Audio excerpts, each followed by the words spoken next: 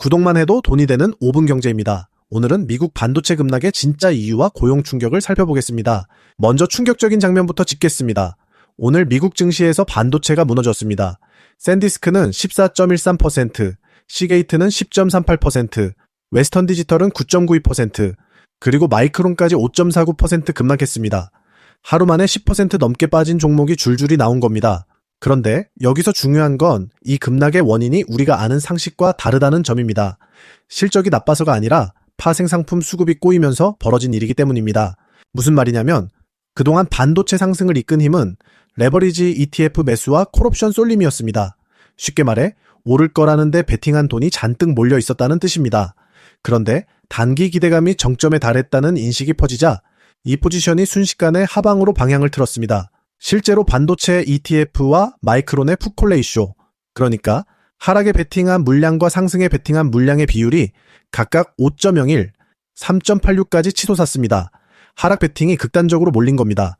이렇게 되면 기관들은 위험을 줄이려 기계적으로 매도에 나서고 레버리지 청산 물량까지 겹치면서 낙폭이 눈덩이처럼 커졌습니다. 두 번째로 메모리 반도체 실적의 속살이 다시 도마에 올랐습니다.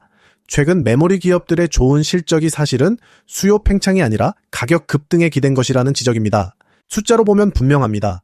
마이크론의 디램 매출은 크게 늘었지만 실제 출하량 증가율은 2%에 그쳤습니다. 반면 평균 판매 당한은 62%나 뛰었습니다.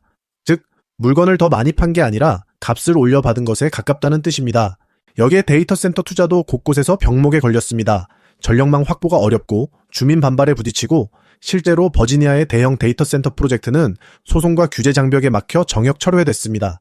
투자 계획이 실제 수요로 이어지기까지 시간이 더 걸린다는 경계감이 커진 겁니다. 세 번째 변수는 고용입니다. 오늘 나온 6월 고용 보고서는 시장에 찬물을 끼얹었습니다. 비농업 고용은 5만 7천 건, 민간 고용은 4만 9천 건으로 예상치의 절반 수준에 그쳤습니다. 게다가 4월과 5월 수치도 합쳐서 7만 4천 건이나 하향 조정됐습니다. 더 뜯어보면 문제가 심각합니다. 경기와 상관없는 교육, 헬스케어, 정부 부문을 빼면 순수하게 경기를 타는 부문의 고용은 오히려 약 2만 건 줄었습니다. 실업률은 4.2%로 선방한 듯 보이지만 이건 사람들이 구직을 포기해 참가율이 떨어진 착시일 뿐입니다. 참가율을 유지했다면 실업률은 4.6%까지 올라갔을 거라는 계산이 나옵니다. 자, 이 세 가지가 맞물리면서 오늘 시장은 극단적으로 갈렸습니다. 반도체와 테슬라 같은 기존 주도주는 크게 빠진 반면 돈이 빠져나온 자리에는 순환매가 들어왔습니다. 테슬라는 2분기 인도량이 예상을 크게 웃돌았는데도 나흘간 오른 데 따른 차익 실현에 7.49% 하락했습니다.